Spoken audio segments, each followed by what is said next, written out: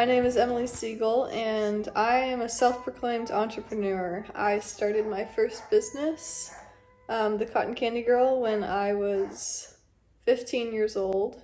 I got started right after I experienced a really tough foot surgery, and I couldn't walk for 4 months. I was stuck in this mental prison and physical prison as well, trying to figure out what my next steps were.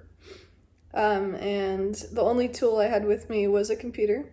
I started the Cotton Candy Girl when I was 14, 15 years old. I was a young kid and I had no idea what I was doing. There was no one to guide me really. There's no one that really starts cotton candy businesses, especially in the Bay Area, which is why it was so special. And because of that, I was able to save up over $30,000. But I mean, once you have that much money as a 15-year-old, what are you supposed to do with it? I was kind of at a loss, truly. I didn't know where to go next. So I felt like I was waiting for a new opportunity, and I couldn't wait. It didn't seem like waiting was an option. Opportunities don't just appear in front of you. You have to create them yourself, and that's what I've been doing for the past while. That led to the creation of the Teenage Entrepreneur Society, where I've looked at all of these young entrepreneurs across the country who have done amazing things. They're truly incredible people.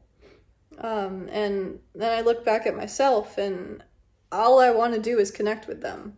All I want to do is give them an interface, a place to be themselves and work through their problems together with me or with each other. And there doesn't seem to be a place for that. Kids can't go somewhere to talk about business, other than maybe on TikTok. But what I wanted to do was create that place, that home for kids across the world who could connect with each other. And that's what I started. My hyperphantasia has led me to create every project that I've started. I really didn't know what it was starting the Cotton Candy Girl, starting high school. But as I've grown into it, I realize it's a part of everything I do. It's visualizing, it's innovating, it's seeing the potential to change something or to make something. But not only seeing it, but seeing it in progress. And it's like looking into the future and it's there, it's happening.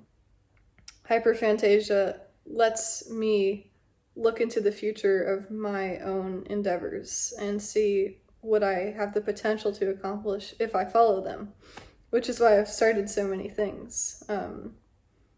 Maybe it's a fear, but if I don't try something, if there's something in my head and I don't try it, then it's a lost opportunity. So I have to follow everything I think of. I visualize the Teenage Entrepreneur Society as a virtual place to go, a place where you can say your ideas, your thoughts, your questions, and there will be people who are interested, people like you. Maybe it's other women, maybe it's other people of your ethnicity, maybe it's other people of your religious beliefs, or even personal beliefs, but there will be someone there who understands and believes in what you're trying to do. That was my goal of creating that interface, that virtual place where someone can express without wanting to sound crazy, without going too overboard, without people thinking that they're too young, without people thinking that they're too feminine, too masculine, whatever it is. Place of acceptance and a place of belief. So the Teenage Entrepreneur Society is a place to learn, a place to advise and to figure out the steps, your next steps, an entrepreneur's next steps, where they're going to go with their idea. Once they're wondering who's going to fund it, once they're wondering who's going to be there to back them, who is going to create a logo for their shop, who is going to gather people to become a part of their organization. How are they going to advertise? How is a teenager supposed to know how to do every single one of these things? And that's exactly what I had to do all by myself. And I don't want that for others. I love the ambition that it created for me, But if there's an opportunity to bring together kids in a way that can help them with their ambitions and creations, definitely I want everyone to pursue that. As the Teenage Entrepreneur Society progresses, I hope that it continues to bring people together through their ambitions and ideas and through their individual abilities to help one another and not just try and pursue things on their own. I think that businesses should be made together. And the best thing that I've been able to accomplish through the Teenage Entrepreneur Society is giving away my own profits and the money I've gathered through the Cotton Candy Girl and through my other ventures, through working at a candy shop, through door dashing, through being an Instacart driver, through designing logos on freelance sites, through babysitting, through everything that I've done overall. Being able to give that money to someone, to give them a chance to follow the dreams or ambitions that they may have, is the greatest gift that I've created, that I've found. And even giving away $3,200. That's a big amount for someone to go and pursue their business education.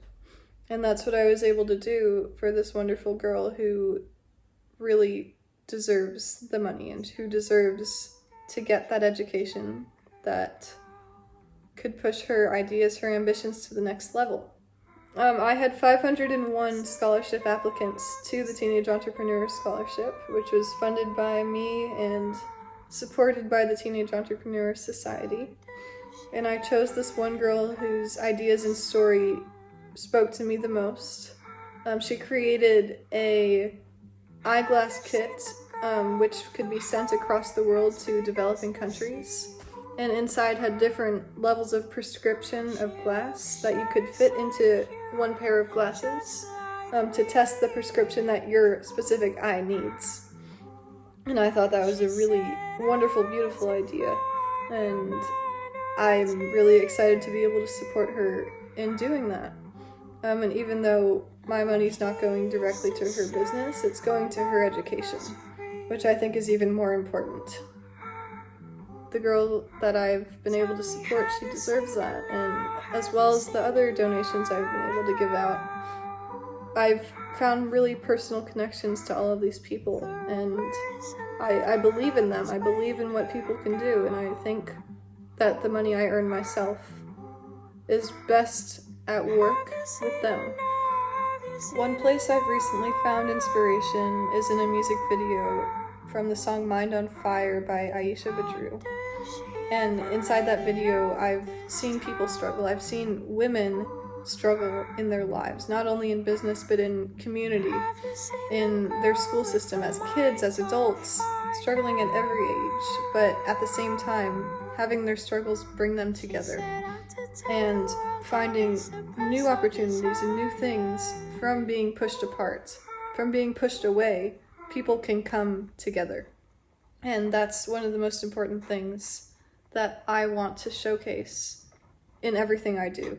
That even if someone is being pushed away from something else, they can create something new, or I can create something new to bring them in somewhere else.